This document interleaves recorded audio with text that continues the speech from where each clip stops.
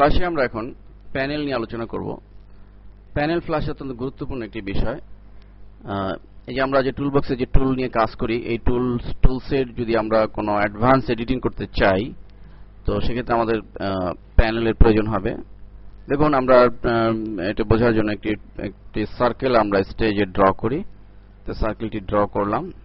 এখন এই সার্কেলটি আমরা যদি একটি গ্রেডিয়েন্ট দিতে চাই, এটিকে সিলেক্ট করে আমরা এই টুলবক্সের নিচের ফিল টুল থেকে আমরা এখান থেকে যে কোনো গ্রেডিয়েন্ট ইউজ করতে পারি। সে আমরা এই গ্রেডিয়েন্টটি নিলাম। এখন দেখুন, এখানে নির্দিষ্ট কিছু গ্রেডিয়েন্টই রয়েছে। এখন যদি আমরা গ্রেডিয়েন্টকে একটু মডিফাই করতে চাই, এডিটিং করতে চাই, তাহলে আমাদের প্রয়োজন হবে প্যানেলের। আর এই প্যানেলগুলি থাকে সাধারণত উইন্ডো মেনুতে। তো উইন্ডো মেনুতে ক্লিক করলে পরে আমরা বেশ কিছু অপশন দেখতে পাচ্ছি। এখানে দেখুন যে কালার মিক্সচার নামে যে প্যানেলটি আমরা নিয়ে আসলাম। এখানে আমরা স্টেজে যে গ্রেডিয়েন্ট, ডিফল্ট গ্রেডিয়েন্ট ইউজ করেছি, এই গ্রেডিয়েন্টটি কালার মিক্সচার আমরা দেখতে পাচ্ছি। এখন আমরা যদি এটিকে একটু মডিফাই করি, সে আমরা এখানে গ্রেডিয়েন্টকে আরেকটি গ্রেডিয়েন্ট কালার দিতে চাই, তাহলে এখানে ক্লিক করে আমরা এখান থেকে ইয়েলো কালারটি দিলাম।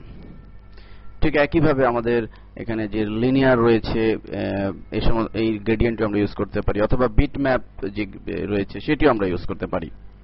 তো দেখুন, আমরা যদি বিট ম্যাপে ক্লিক করি, তাহলে আমরা দেখতে পাচ্ছি যে বিট ম্যাপের একটি পিকচার এখানে অটোমেটিক্যালি চলে আসছে।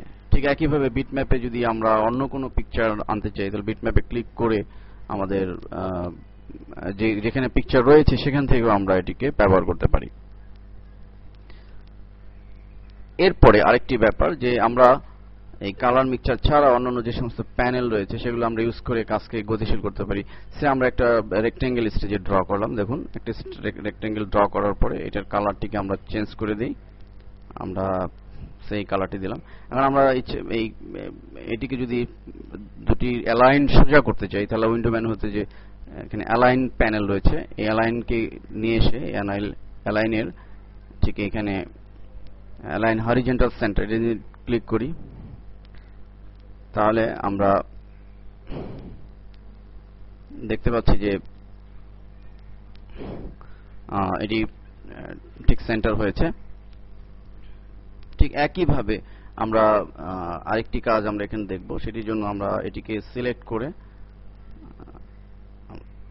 এই বক্সটিকে সিলেক্ট করে আমরা যদি এটিকে একটু বড় করি ফ্রি ট্রান্সফর্ম টুলের সাহায্যে, দেখুন এটিকে আমরা এভাবে ঘোরাতেও পারি।